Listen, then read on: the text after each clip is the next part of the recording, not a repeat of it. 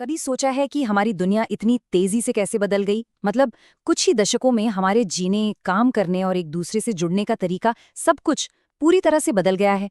चलिए आज इसी कहानी को समझते हैं, मानवीय प्रगति की उस अविश्वसनीय रफ्तार की जिसे महान त्वरण भी कहा जाता है।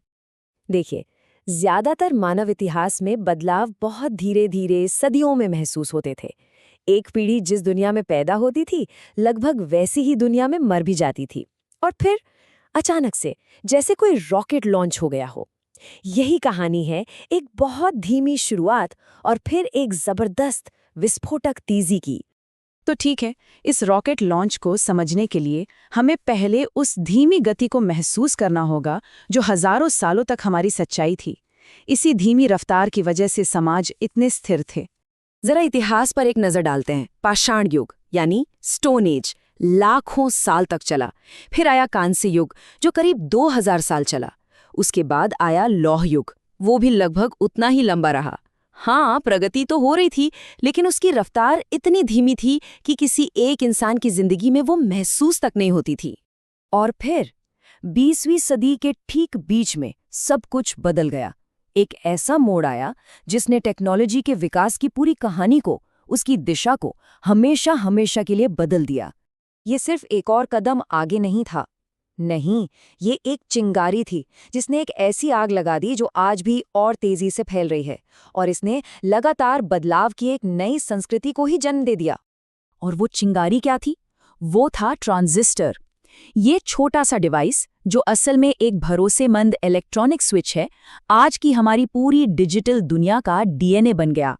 ये वो पहला डोमिनो था जिसके गिरने से हमारी आज की आधुनिक दुनिया की नींव पड़ी। और मजे की बात देखिए कि कैसे एक आविष्कार ने दूसरे को जन्म दिया और हर कदम ने हमारी क्षमताओं को कई गुना बढ़ा दिया। ट्रांजिस्टर की वजह से इंटीग्रेटेड सर्किट बनाना मुमकिन हुआ, जिससे एक ही चिप पर हजारों ट्रांजिस्टर आ गए। और फिर इंटीग्रेटेड सर्किट से बना माइक्रो प्रोसेसर, यानी एक पूरी चिप पर एक पूरा कंप्यूटर। कंप्यूटिंग पावर छोटी, सस्ती और अविश्वसनीय रूप से शक्तिशाली होती चली गई। इस टेक्नोलॉजी की छलांग का सीधा नतीजा क्या हुआ? जानकारी को बनाने, उसे रखने और उसे साझा करने की हमारी क्षमता में एक जबरदस्त विस्फोट हुआ। सोचिए, सदियों तक ज्ञान कुछ ही लोगों के हाथों में था। किताबें हाथ से लिखी जाती थीं। फिर गुटेनबर्ग की प्रिंटिंग प्रेस ने इसमें बदलाव लाया, लेकिन फिर भी जानकारी तक पहुंचना बहुत मुश्किल था। वो एक तरह से सूचना की कमी वाली दुनिया थी। और फिर ये हुआ 1986 में दुनिया की केवल 1% से भी कम जानकारी डिजिटल थी, और 30 साल से भी कम समय में 2014 तक ये आंकड़ा 99% से भी ज्यादा हो गया। जरा सोचिए इस बारे में, हमारी पूरी दुनिया की जानकारी एनालॉग से डिजिटल में बदल गई, वो भी सिर्फ एक पीढ़ी के अंदर। इस बदलाव की रफ्तार को अगर महसूस करना है तो जरा इस आंकड़े को दिमाग में रखिए। 1990 में पूरी दुनिया में सिर्फ 28 लाख इंटरनेट यूजर्स थे, और आज 2023 तक ये संख्या बढ़कर 5.4 अरब हो चुकी है। कुछ ही दशकों में लगभग शून्य से मानवता के आधे से भी ज्यादा तक का सफर। यही वो विस्फोटक ग्रोथ है जिसकी हम बात कर रहे हैं। तो इस सूचना के विस्फोट ने हमारे समाज और संस्कृति को कैसे बदला? असल में इसने उस दुनिया को बनाया है जिसमें हम आज जी रहे हैं, एक पूरी तरह से जुड़ी हुई, कनेक्टेड दुनिया। ये सब ARPANET के साथ एक सरकारी प्रोजेक्ट के तौर पर शुरू हुआ। फिर टिम बर्नर्स-ली के वर्ल्ड वाइड वेब ने इसे हम सबके लिए खोल दिया, और देखते ही देखते 2005 तक 1 अरब लोग ऑनलाइन थे, जिसने एक ग्लोबल प्लेटफॉर्म की नींव रखी। और जब इतने सारे लोग जुड़ गए तो बातचीत करने के, कम्युनिकेट करने के बिल्कुल नए तरीके सामने आए।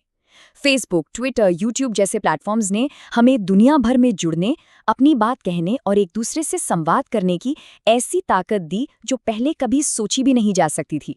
समाजशास्त्री मैनुअल कैस्टेल्स ने इसे बहुत ही खूबसूरती से समझाया।